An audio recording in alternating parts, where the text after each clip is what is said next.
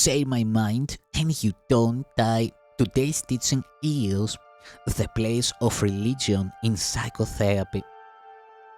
To be a teacher of God, it is not necessary to be religious or even to believe in God to any recognizable extent. It is necessary, however, to teach forgiveness rather than condemnation. Even in this, complete consistency is not required, for one who had achieved that point could teach salvation completely within an instant and without a word. Yet he who has learned all things does not need a teacher, and the healed have no need for a therapist. Relationships are still the temple of the Holy Spirit, and they will be made perfect in time and restored to eternity.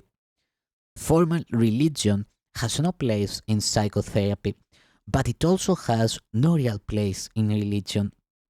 In this world, there is an astonishing tendency to join contradictory words into one term without perceiving the contradiction at all.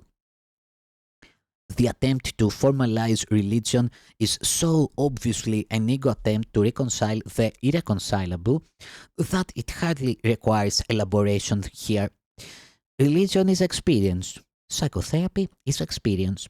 At the highest levels, they become one. Neither is truth itself, but both can lead to truth.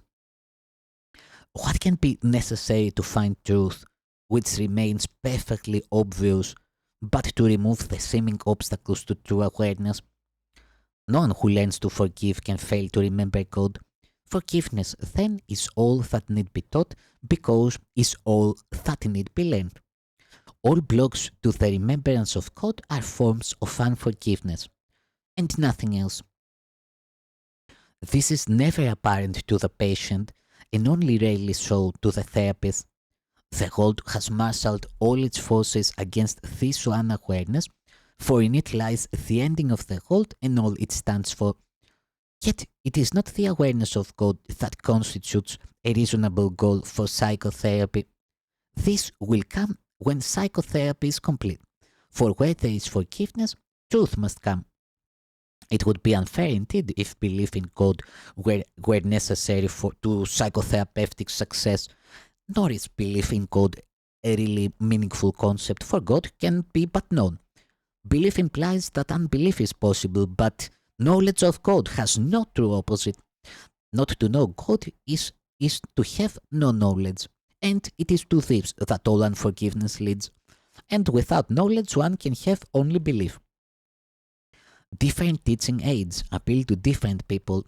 Some forms of religion have nothing to do with God, and some forms of psychotherapy have nothing to do with healing. Yet if pupil and teacher join in sharing one goal, God will enter into their relationship because he has been invited to come in. In the same way, a union of purpose between patient and therapist restores the place of God to ascendance, first through Christ's vision and then through the memory of God himself. The process of psychotherapy is the return to sanity.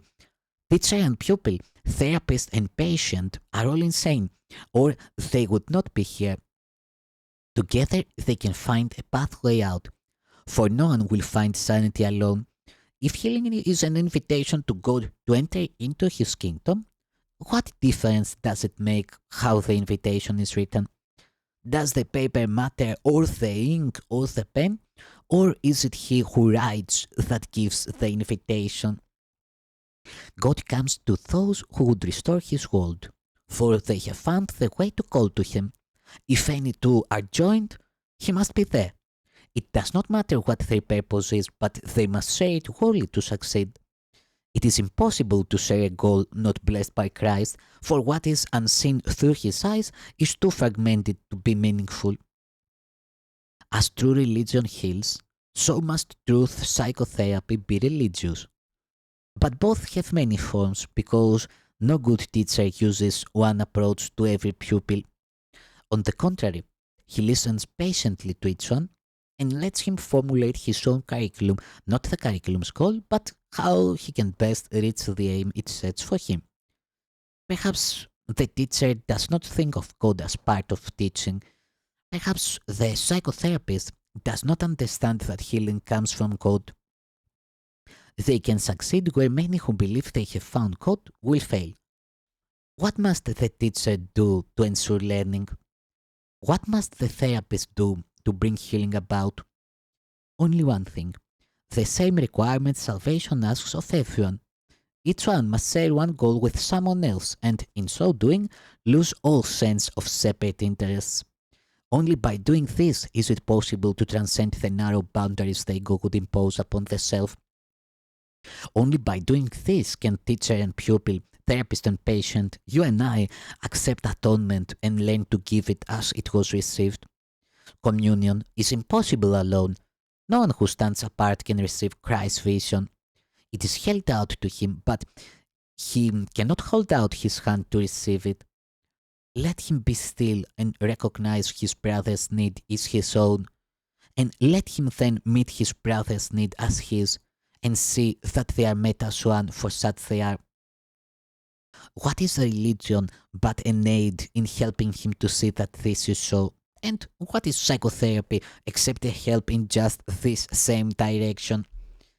It is the goal that makes these processes the same, for they are one in purpose and must thus be one in means.